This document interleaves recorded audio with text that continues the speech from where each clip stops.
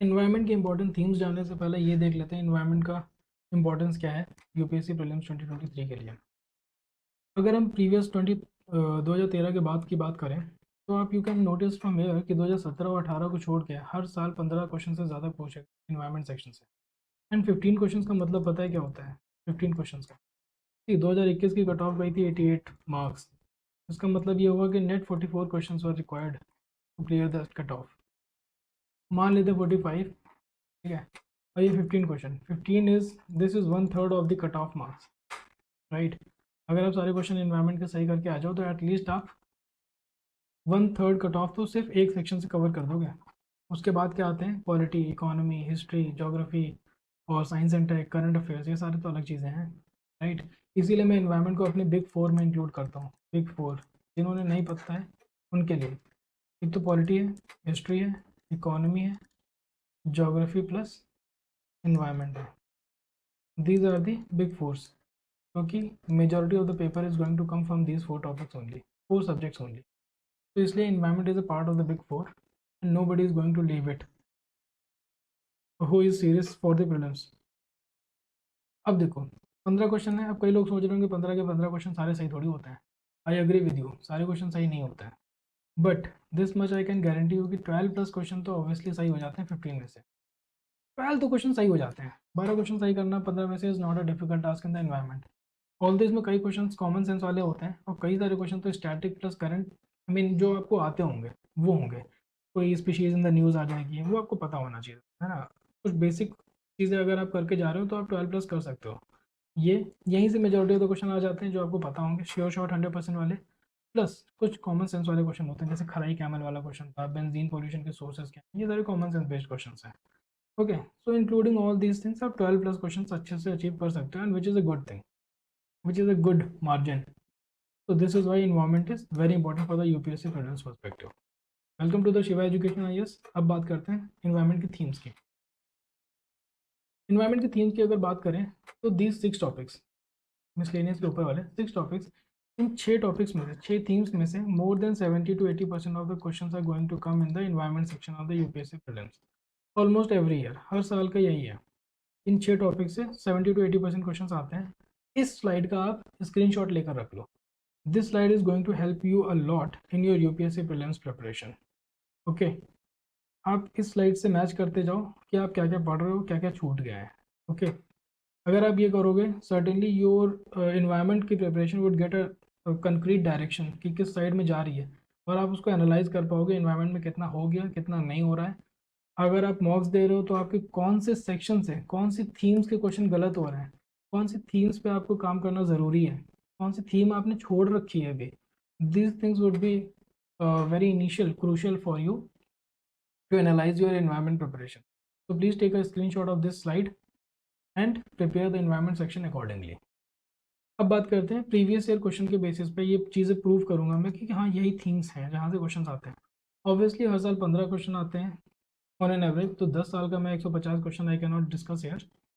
तो मैंने हर एक टॉपिक के थीम के चार चार तीन तीन चार चार क्वेश्चन ले रखे हैं सो that you get a fair idea. अब देखो बात करते हैं नेशनल इंटरनेशनल लॉज की। तो यहाँ पे wild life protection act 1972, this is very important. Okay, this इस साल तो ये और भी इंपॉर्टेंट हो गया है क्योंकि इसमें से 6 शेड्यूल थे पहले, अब इसमें से 4 शेड्यूल कर दिया। This is in the news and this is a major change. यहाँ पे साइट्स की भी चीज़ें इंक्लूड कर दी हैं, तो ये आप देखोगे। सो वाइल्ड लाइफ प्रोटेक्शन एक्ट पे आप एक क्वेश्चन तो एक्सपेक्ट कर सकते हो इस साल।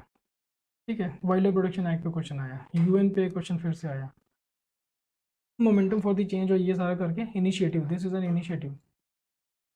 आईपीसीसी भी यूएन का है, यूएनईपी, यूएनएफसीसीसी, डब्ल्यूएमओ, ये सारी की सारी बॉडी यूएन की है।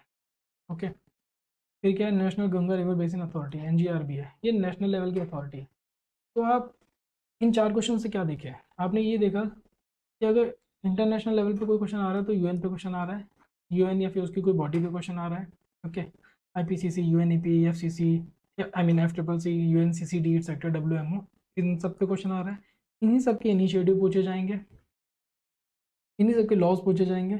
अगर नेशनल लेवल पे क्वेश्चन आ रहा है तो नेशनल लॉज है, जैसे वाइल्ड लाइफ प्रोटेक्शन एक्ट हो गया, agree, national Ganga river basin authority हो गया, तो इंडियन गवर्नमेंट का कुछ है तो वो आएगा। कोई सिविल सोसाइटी या फिर एनजीओ है तो वो सब चीज़ें आप स्किप कर सकते हो, these things are not important. Civil society NGO सिर्फ मॉक्स में आती हैं, यूपीएससी के पेपर में रेयरली आती हैं, उसके बेसिस पे आपका कट ऑफ नहीं डिसाइड होगा, I can guarantee that. Okay, आगे बढ़ते हैं। इसी तरीके से देखो आपको एनालाइज करनी होती हैं चीज़ें कि आपने प्रीवियस ईयर देखा, उसमें से ये चीज़ें फाइंड आउट करी कि क्या क्या चीज़ें आ रही हैं। यहाँ पे नेशनल लॉज आ रहे हैं, यूएन आ रहा है, सिविल सोसाइटी एनजीओ सिर्फ मॉक्स में आ रहा है। ठीक है, अब यहाँ पे इनिशिएटिव रिपोर्ट इंडेक्सेस, यहाँ पे भी सेम चीज़ है। यहाँ पे भी आपको यूएन से रिलेटेड कोई बॉडी है, उसका कोई इनिशिएटिव है, उसकी कोई रिपोर्ट है, उसका कोई इंडेक्स है, तो आपके लिए इंपॉर्टेंट है। फिर अगर इंडियन गवर्नमेंट का कुछ अगर आता है ऐसे ही, ठीक है, इनिशिएटिव रिपोर्ट इंडेक्स, तो वो इंपॉर्टेंट है। जैसे प्रोजेक्ट टाइगर हो गया, प्रोजेक्ट एलिफेंट है, प्रोजेक्ट लॉयन है, माइक प्रोग्राम है एलिफेंट के लिए, MIKE, तो ये सारी चीज़ें इंपॉर्टेंट है। ऐसे कोई सिविल सोसाइटी या फिर एनजीओ ने कुछ प्रोग्राम चालू कर दिया, कोई इनिशिएटिव लॉन्च कर दिया, कोई रिपोर्ट चालू कर दी, they are not going to very important for you. जैसे ये देखो ग्रीन हाउस गैस प्रोटोकॉल है, इसमें ऑप्शन देखो रेड प्लस, यूएन, ठीक है, ऐसे ही आप देख लोगे तो इसी टाइप से होंगे, यूएन इस टाइप से होंगे। एजेंडा 21, रियो समिट 1992, इसी का ही आउटकम था, UNCBD, UNFCCC, UNCCD etcetera. Agenda 21, global action for the sustainable development, originated in the, कुछ तो दे रखा है, ये गलत है, 2002 में नहीं, ये रियो समिट 1992 का आउटकम है। अगर आपने यूएन की बॉडीज़ के बारे में पढ़ा है, this question is cake walk for you. Similarly international solar alliance, ये क्वेश्चन क्यों है, क्योंकि ये इंडियन ओरिजिन है, इंडिया प्लस फ्रांस ने इसको मिलकर बनाया हुआ है, प्लस यूएन का रिकॉग्निशन भी मिल रखा है अभी, includes all the member countries of the UN, all the members नहीं है, खैर इसमें से अभी शायद 102 मेंबर हो गए हैं, and open to all the UN members, open to all the members है, it does not include all the members, it is open to all the UN members. ठीक है, तो ये क्वेश्चन था, मतलब ये पॉइंट था सेकंड वाला जो कि गलत है, इसका आंसर फर्स्ट सही है शायद, lost at the UN climate, yes I guess one is right answer, second is wrong. तो अब देख रहा हूँ ये इंडिया का है, इंडिया का फ्लैगशिप इनिशिएटिव है international solar alliance, this is why it is important and this is why UPSC आज दिस, कि आपको भाई ये तो पता होना चाहिए, फ्लैगशिप इनिशिएटिव यूपी इंडिया के तो पता हो। Similarly climate change, pollution, green house gases, तो ग्रीन हाउस गैसेज में ना कुछ गैसेज हैं जो कि बहुत इंपॉर्टेंट है, जैसे कि carbon monoxide, carbon dioxide, methane, okay, और ozone and sulphur dioxide, water vapour भी कई बार पूछ, वाटर वेपर, तो दीज 6-7 गैसेस जो है ना, इन्हीं के बेसिस पे कई बार क्वेश्चन घूम फिर के आता रहता है, कई बार इसका सोर्स पूछ लिया, कई बार इसका इम्पैक्ट पूछ लिया, इस टाइप से कुछ कुछ चीज़ें करते रहते हैं। पोल्यूशन में जैसे WHO की कुछ गाइडलाइंस आई थी, या फिर PM10 PM2.5 में क्या अंतर है, क्या क्या चीज़ें हैं, उनका क्या सीन है, ये सारी चीज़ें जो देखो, जो बेसिक सी चीज़ें हैं ना वो आनी चाहिए आपको। ओके, जैसे अभी ये क्वेश्चन आया था बेंजीन पोल्यूशन वाला, इसी की मैं बात कर रहा था, this is the common sense based question, कोई पढ़ने नहीं जा रहा बेंजीन पोल्यूशन के क्या क्या सोर्सेज हैं, वैसे बेंजीन का पढ़ोगे फिर तो क्या क्या नहीं पढ़ोगे, पॉलीथाइलिन टेट्रा, PET जो है, टेरिफ्थैलेट का, हाँ पॉलीथाइलिन टेरिफ्थैलेट का आप पूछोगे क्या सोर्सेज होता है, फिर ऐसे सल्फर डाइऑक्साइड, किसी का नाइट्रोजन ऑक्साइड, किसी ने बेंजीन में एक और कार्बन लगा दिया, ऑक्सीजन लगा दिया, उसका क्या सोर्स है, this is not going to with the way how you can prepare for the UPSC prelims, right? So this is a common sense based question. UPSC also knows this. आपको समझना होगा कि UPSC क्या चाहता है आपसे, तो this is a common sense based question. इन तरह के क्वेश्चन में नेक्स्ट वीडियो में मैं डील करूंगा कि कैसे इनसे डील करा जाता है, so that you can get at least more than 12 plus question right in out of the 15 question asked. और क्वेश्चन देखते हैं, जैसे social cost of the carbon, carbon का क्वेश्चन आ गया, ये क्या है, carbon monoxide, methane, ozone, sulphur देख रहे हो ऑप्शन में भी वही सारी चीज़ें हैं जो मैंने यहाँ पे गैसेस लिखी है ना, वही ऑप्शन यहाँ पे भी हैं। Release into the atmosphere with the burning of the crop biomass residue, easy question. यहाँ पे बेंजीन पोल्यूशन का हो गया, तो climate change, pollution, green house gases, ये सारे आप पढ़ोगे। फिर हम बात करते हैं प्रोटेक्टेड एरियाज की, national park, wildlife century, biosphere reserve, Ramsar sites etcetera, tiger reserves and all. अब इसका क्वेश्चन देखो, which one of the following protected areas is well known for the conservation of sub species of the Indian swamp deer barasingha. This was the question actually, I did it right because of the vision test series. 2020 में मैंने ये question किया था vision को, by chance मुझे याद था तो मैंने खटाक से सही मार दिया था। But the objective here is कि आपसे स्पीशीज पूछी गई, कोई स्पीशी और उससे नेशनल पार्क पूछा गया, राइट। तो this is the key point यार, नेशनल पार्क प्लस स्पीशीज उसकी, ये याद करनी है। ये क्या है, कावेरी बेसिन में कौन सा पार्क लाई करता है, मतलब कि उसकी लोकेशन पूछी जा रही है। National park states Pakhui wild life sanctuary is located, again location पे क्वेश्चन आया। Recently, there was a proposal to translocate some of the lions from the natural habitat in the Gujarat to which one of the following sites। मतलब कि species पे question आए जो कि news में थी। अब अगर इसी लाइन पे अगर हम फिर से देखें तो चीता is the most probable question, क्यों, क्योंकि अफ्रीका से इंडिया लाया जा रहा है।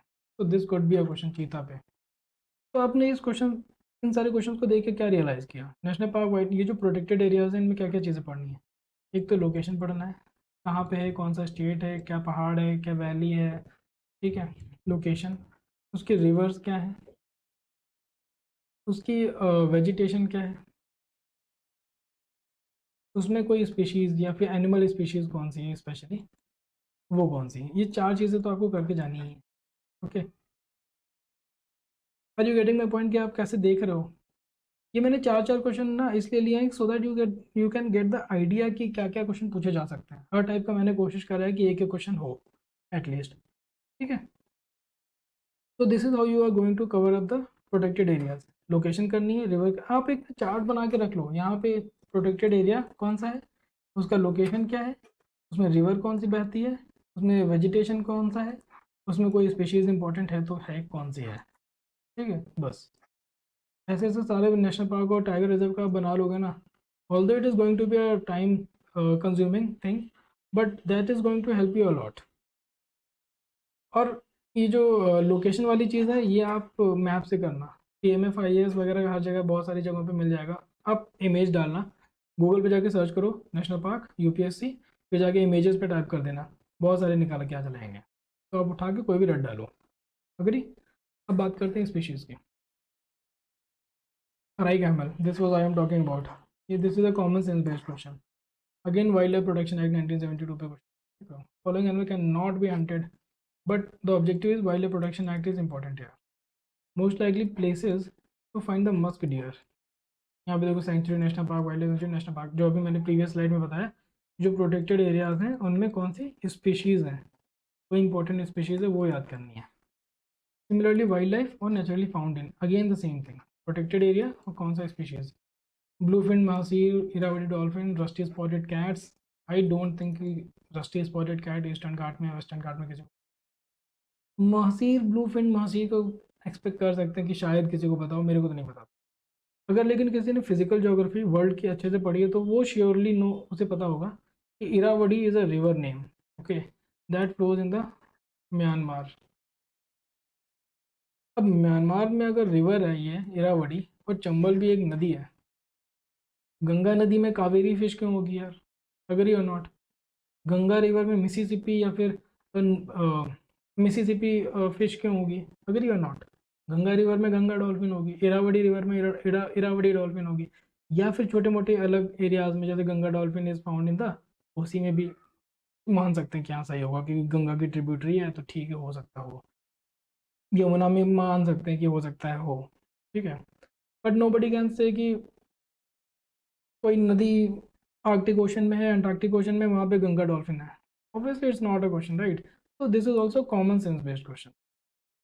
अगर आपको पता है तो गुड, अगर नहीं पता you can do it with common sense very easily, ठीक है। फिर बात करते हैं बेसिक्स की। बेसिक्स में जो शंकर IAS के स्टार्टिंग के चैप्टर्स है ना, Shankar IAS frame of reference है क्योंकि most of the aspirants are preparing from the Shankar IAS only. तो इसलिए मैंने बोला शंकर IAS के जो स्टार्टिंग के चैप्टर्स है ना वो that constitute the basic thing. Basic से बहुत ज़्यादा क्वेश्चन नहीं आते हैं तो बेसिक आप लास्ट में रखोगे, लास्ट प्रायोरिटी पे। इससे बहुत सिंपल से क्वेश्चन आते हैं जैसे इको सिस्टम हो गया, ठीक है, बायोलॉजिकल ऑक्सीजन डिमांड हो गया, BOD, ecosystem, ecological niche, okay, and ecological succession, ये सारी चीज़ें। Types of the forest, vegetation, vegetation is important.